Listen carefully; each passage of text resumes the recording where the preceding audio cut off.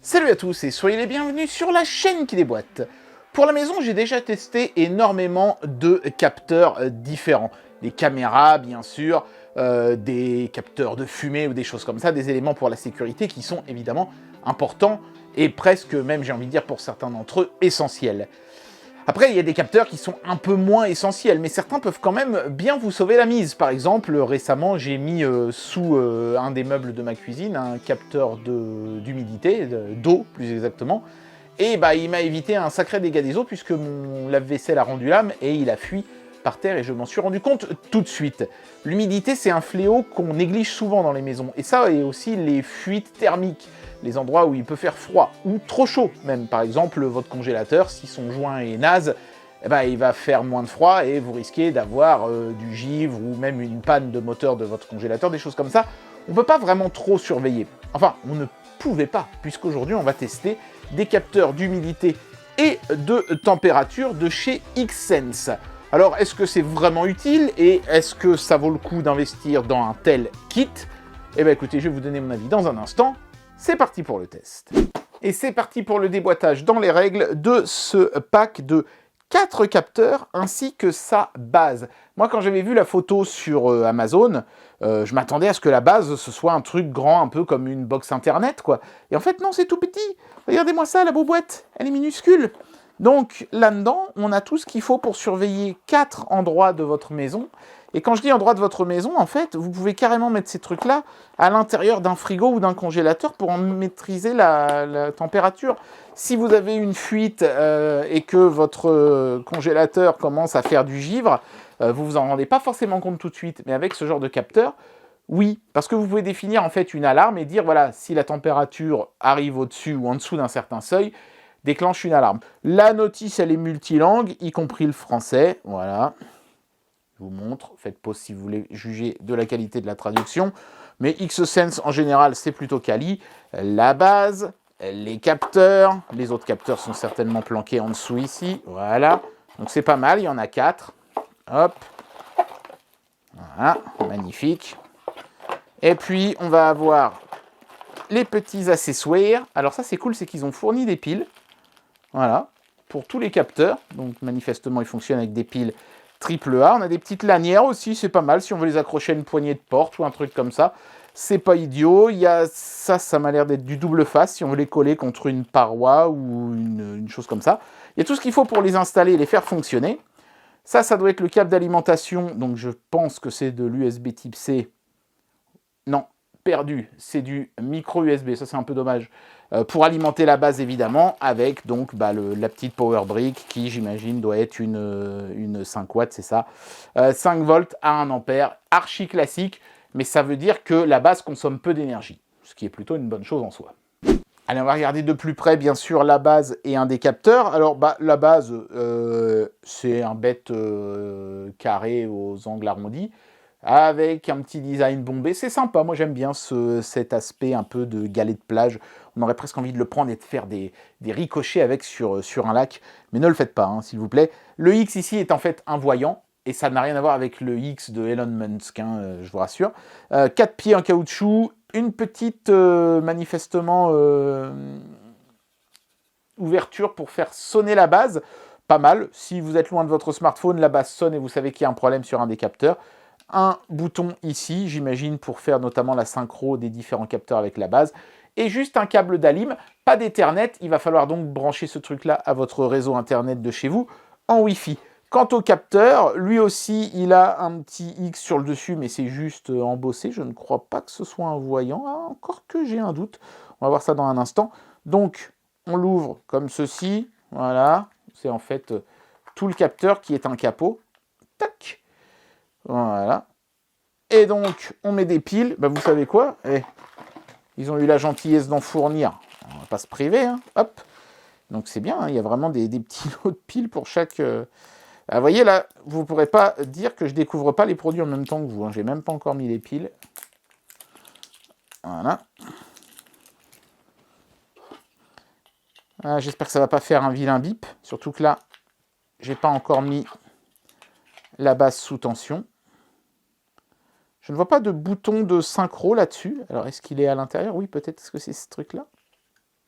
Est-ce que ça va faire quelque chose de l'autre côté? Je ne distingue rien pour le moment, mais je pense que c'est parce que je n'ai pas mis la base sous tension.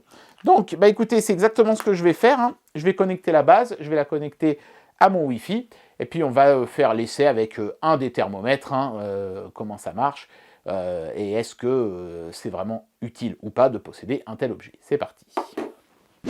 Bien voilà, donc vous l'avez compris, hein, une fois qu'on a disposé les objets chez soi, donc la base quelque part où vous avez du Wi-Fi, et ensuite les 4 capteurs n'importe où chez vous, du moment qu'ils peuvent se connecter à la base, eh bien, vous avez une application mobile qui vous permet de récupérer les données de ces capteurs sur une interface qui, ma foi, est plutôt bien foutue, je trouve.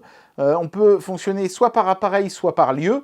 Quand un capteur dépasse les limites que vous avez définies, vous allez avoir une alerte qui va s'afficher comme ça et une notification qui va vous prévenir qu'il y a un problème. Ici, en l'occurrence, c'est la température qui est estimée trop basse, à moins 21,3 degrés. Bah, j'ai balancé le capteur dans mon congélateur, hein, tout simplement. Le deuxième thermohygromètre se trouve dans mon salon, où cette fois-ci, on a une température, vous voyez, qui est indiquée à 17,4 degrés et 51,2% d'humidité. Je suis étonné qu'il y ait autant d'humidité dans un congélateur. J'aurais pas pensé que j'allais être à 73,6. Mais voilà, ça renvoie des informations intéressantes comme ça. Alors évidemment, là, bon, je ne les ai pas forcément mis dans des endroits très pertinents, mais on pourrait imaginer mettre un capteur dans son grenier et surveiller l'humidité pour être sûr de ne pas avoir un développement de mérules ou de choses comme ça qui pourraient endommager votre grenier. Ou si vous avez régulièrement des problèmes d'infiltration dans votre sous-sol, ça vous permet de les monitorer aussi en mettant un des capteurs dans votre cave. Il y a tout un tas d'applications évidemment qui sont possibles.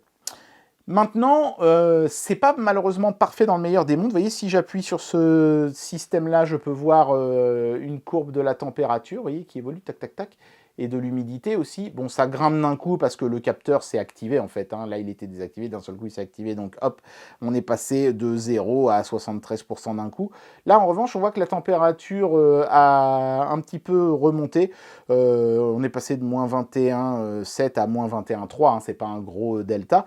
Mais néanmoins, comme vous pouvez le constater, ce capteur de température est capable de détecter des températures qui vont en dessous de 20, puisque là on est à moins 20, en dessous de moins 20, là on est à moins 21,2.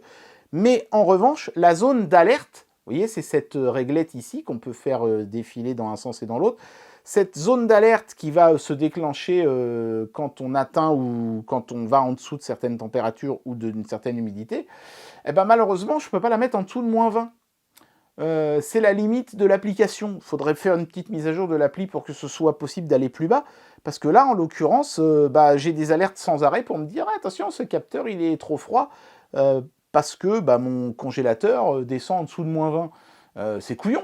Pourquoi ne pas avoir fait en sorte que cette valeur-là puisse aller jusqu'à la limite basse du capteur et pas un chiffre arbitraire comme moins 20. Du coup, là, toutes les 5 minutes, le truc m'avertit que la température a dépassé le seuil d'alerte vers le bas. Malheureusement, je ne peux pas mettre moins que moins 20, donc je suis coincé avec ça. C'est le seul gros défaut de cet appareil. Sinon, à part ça, force est de reconnaître que ça marche super bien et que ça pourra vous servir éventuellement si vous avez des problèmes d'humidité ou au contraire d'air trop sec ou des températures trop basses, des courants d'air, des choses comme ça que vous voulez débusquer dans votre maison. C'est un investissement assez modeste, hein, une cinquantaine d'euros, beaucoup moins cher par exemple qu'une caméra thermique, et la caméra thermique, elle ne détecte que la température, pas l'humidité. Donc ouais, c'est plutôt pas mal quand même, il faut reconnaître. Et bien voilà, j'en arrive à la conclusion de cette vidéo et je vais vous donner mon avis sur ce produit. Bon, ce capteur, je me doutais bien qu'il n'allait pas révolutionner le monde de la sécurité à la maison, mais je trouve ça quand même pas mal d'avoir un système qui détecte à la fois l'humidité et la température, puisque quand on a des problèmes de champignons chez soi ou d'infiltration, ça peut être lié. Par exemple, vous pouvez avoir des problèmes d'humidité liés au fait que dans votre cave, la température atteint le point de rosée. Ça vous permettra donc de débusquer plus facilement ce genre de problème et d'y apporter une solution adéquate. Bon, évidemment, après, si vous n'êtes pas concerné par ce genre de problème chez vous, ce genre de capteur sera peut-être un petit peu plus gadget. Mais en tout cas, j'aurais appris plusieurs choses, notamment que les congélateurs peuvent descendre en dessous de moins 20 degrés. Je ne savais même pas à quelle température descendait mon congélateur, j'aurais appris ça. Autre chose, j'aurais appris que les piles alcalines peuvent supporter des températures en dessous de moins 20 degrés et continuer à fonctionner. Ça, j'en étais pas forcément sûr. Et dans ce capteur, il y a toujours les piles d'ailleurs. Ouh, il est super froid. Mais il se réchauffe quand même assez vite. Hein. Mais voilà, c'est des petites choses que j'ai appris. Et c'était assez intéressant de faire ça. D'ailleurs, tiens, je précise que c'est bel et bien une LED, hein, ce petit voyant ici. Mais qui ne reste allumé qu'une fois que vous avez activé le capteur. Ensuite, il s'éteint, j'imagine, pour économiser l'énergie. Et apparemment... l'autonomie de ces trucs-là est excellente, puisque même à moins 20 degrés, les piles ici indiquaient encore 100% après plusieurs jours de test. Voilà, donc écoutez, un bon petit capteur intéressant, qui s'adresse vraiment à une problématique très spécifique, mais qui le fait avec beaucoup de talent, je dois dire. Le seul problème étant qu'on ne peut pas descendre ou aller au-delà de certaines températures, maximum 60 degrés et minimum moins 20 pour ce genre de capteur. Ça peut sembler être des valeurs suffisantes, mais voyez, si vous voulez vérifier si vous n'avez pas une fuite de joint dans votre congélateur, eh ben, ça ne sera pas suffisant malheureusement. Ce capteur ne pourra pas descendre assez bas. Et c'est dommage parce que ce n'est pas la faute du capteur, mais celle de l'appli. J'espère qu'une mise à jour de l'application corrigera le seul vrai gros défaut que j'ai trouvé à cet ensemble de petits capteurs. Et bien voilà, c'était le test de ce pack base plus 4 kits température et humidité de chez Xsense. C'est bien d'avoir fait un cumul des deux fonctions, hein, clairement. Hein. S'il y avait eu que l'humidité ou que la température, j'aurais trouvé ça un petit peu léger. Mais force est de reconnaître que conjointement, ces deux fonctionnalités sont plutôt bien vues et l'objet peut réellement avoir une utilité. Tenter soit que vous soyez dans des cas de figure où l'utilisation de tels capteurs soit pertinente. J'espère que cette vidéo vous aura plu et moi je vous dis à très bientôt pour un prochain test. Allez, tchuss!